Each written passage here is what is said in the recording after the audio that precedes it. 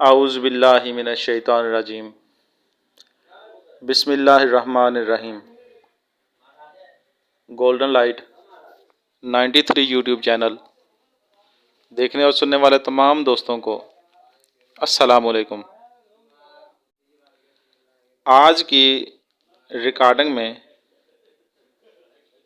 आप दोस्तों के लिए मेरा तजर्बाशुदा एक अमल है, ये तांबे को पीसक करने का है। इस तांबे को बहुत आसानी के साथ कुश्ता भी किया जा सकता है, क्योंकि एक छोटी सी आग में जब हम तांबे को बाहर निकालेंगे ठंडा करके, तो बिल्कुल सफ़ेद कलर में जैसे स्टील होता है, तांबा इस कलर का होगा और आसानी से पीसा भी जा सकेगा।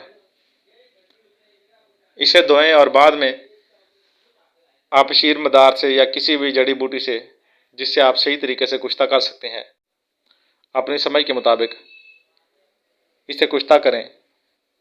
इसके साथ पाला लगाकर अगर कुश्ता करना चाहते हैं तो कर सकते हैं।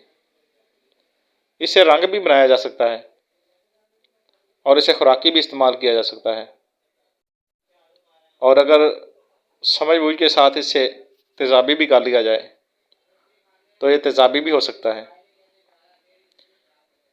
यानी कि ये कीमियागरी में और हिकमत दोनों शोबों में काम आ सकता है। और ऐसे लोग जो कीमियागरी में शोबदाबाज हैं, उनके लिए तो ये सबसे बड़ी चीज़ है, क्योंकि इससे शोबदाबाजी का भी काम लिया जा सकता है।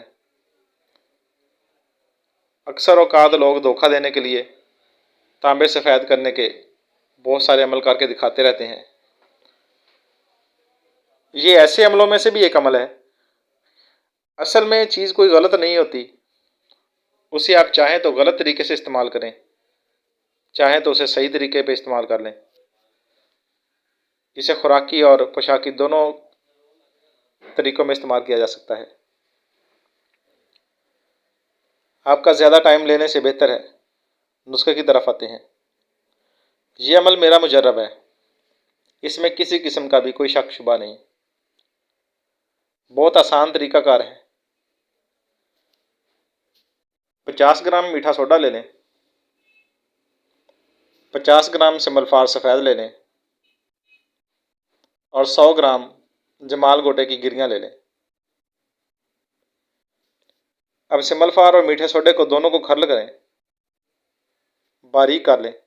सिमलफार को और मीठे सोडे के साथ मिलाकर को 2-3 मिनट खर्ल कर दें। इसके अंदर जमाल गोटे की गिरियाँ एक एक करके डालते जाएं और खर्ल करते जाएं। यह 100 ग्राम गिरियाँ इसके अंदर खर्ल होने पर तो तमाम महलूल सा बन जाएगा, गूंदे हुए आटे की तरह ये हो जाएगा। इसे कप में बिछाएं, तय बतय से बिछाते जाएं और दरमियान में तांबे के पैसे रखते जाएं।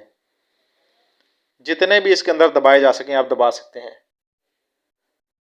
ये जितना वज़न मैंने बताया है, इसमें आधा पाव तक तांबा रखा जा सकता है, बाकी आपकी अपनी अपनी मर्ज़ी।